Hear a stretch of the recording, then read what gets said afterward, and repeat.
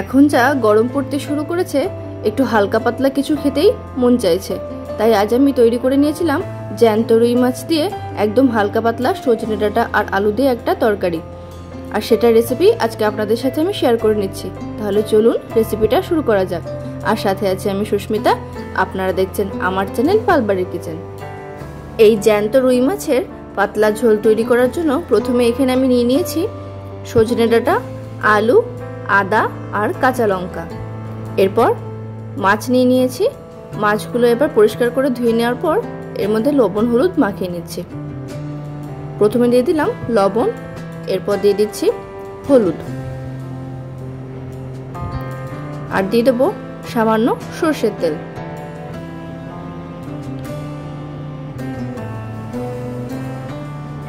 এরপর মাছের গায়ে লবণ হলুদ আর সর্ষের তেল খুব ভালোভাবে মাখিয়ে নিতে হবে।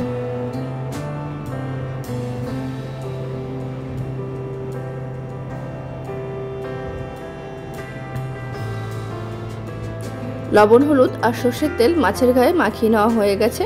এরপর একটা মশলা তৈরি করব।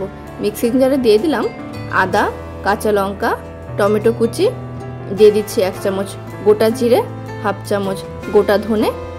এরপর এটার একটা স্মুথ পেস্ট আমি তৈরি করে নিচ্ছি। মশলার পেস্ট তৈরি করে নেওয়া হয়ে গেছে। এরপর কড়াই বসিয়ে দিয়েছি। কড়াইতে দিয়ে দিচ্ছি সর্ষের তেল। তেল গরম হয়ে গেছে। এরপর মাছগুলোকে ভেজে নেব।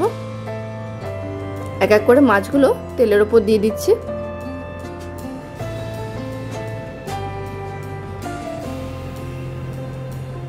ভালোভাবে এপিট ওপিট করে মাছগুলোকে ভেজে নিতে হবে। খুব বেশি কড়া করে ভাজবো না, জ্যান্ত মাছের গুণটা তাহলে চলে যায় মাছ যদি খুব কড়া করে ভাজা হয়। মাছগুলো এইভাবে ভেজে নিয়েছি। এরপর তুলে নিচ্ছি। এরপর একইভাবে সমস্ত মাছগুলো আমি ভেজে তুলে নিয়েছি। ওই তেলের মধ্যেই দিয়ে দিচ্ছি কেটে রাখা আলু। আলুটা প্রথমে ভেজে নেব।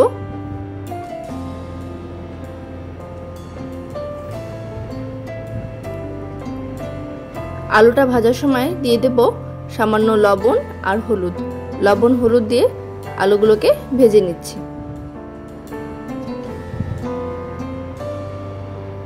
আলুগুলো অর্ধেক ভাজা হয়ে গেছে। এই সময় আমি সজনে ডাঁটাটা দিয়ে দিলাম। আলুর সাথে একটু ভেজে নিতে হবে।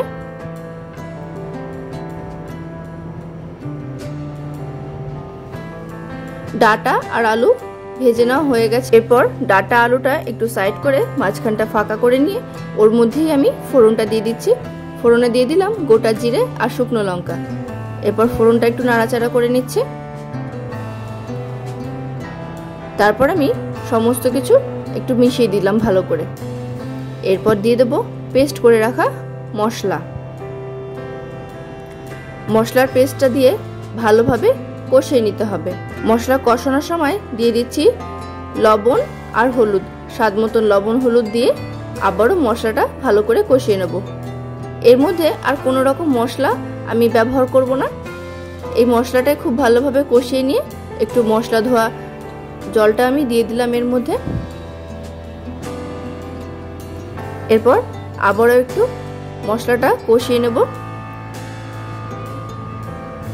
এই সময় আমি একটু ঢেকে দিচ্ছি যাতে আলুটা ভালোভাবে সেদ্ধ হয়ে যায়। কিছুক্ষণ পর ঢাকনাটা তুলে নিচ্ছি। দেখুন মশলাটা খুব ভালোভাবে কষানো হয়ে গেছে। ডাঁটা আর আলুটাও 50% সেদ্ধ হয়ে গেছে। এরপর আমি ঝোলের জন্য এখানে দিয়ে দিলাম পরিমাণ মতো জল। আপনারা ঝোলটা যে অনুপাতে রাখবেন সেই অনুপাতেই জলটা এখানে ব্যবহার করে নেবেন। আমি জলটা একটু বেশি ব্যবহার করেছি, যেহেতু এটা একদমই পাতলা ঝোল হবে, সেই জন্য জলটা একটু বেশি পরিমাণে ব্যবহার করেছি। এরপর গ্যাসের ফ্লেমটা মাঝারিতে দিয়ে প্রথমে একটু ফুটিয়ে নেব। তারপর ভেজে রাখা মাছগুলো ঝোলে আমি দিয়ে দিচ্ছি।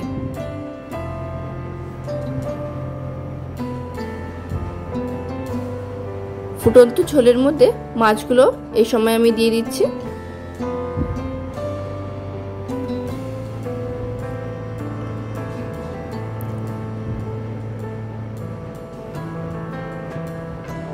মাছগুলো দিয়ে হালকা হাতে একটু নাড়াচাড়া করে এরপর আমি গ্যাসের ফ্লেমটাকে লোতে করে ঝোলটাকে বেশ কিছুক্ষণ সময় ধরে একটু জাল দিয়ে নেব।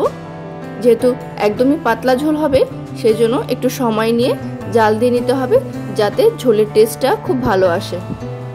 এটা কিন্তু একদম বাড়িয়ে দিয়ে ঝোল দিলে ভালো লাগবে না। এখানে আমি ঝোলে সামান্য লবণও ব্যবহার করেছি, একটু লবণটা কম ছিল তাই এখানে আমি সামান্য লবণ দিয়ে দিয়েছি। আপনারা স্বাদ অনুসারে লবণটা এখানে ব্যবহার করে নেবেন।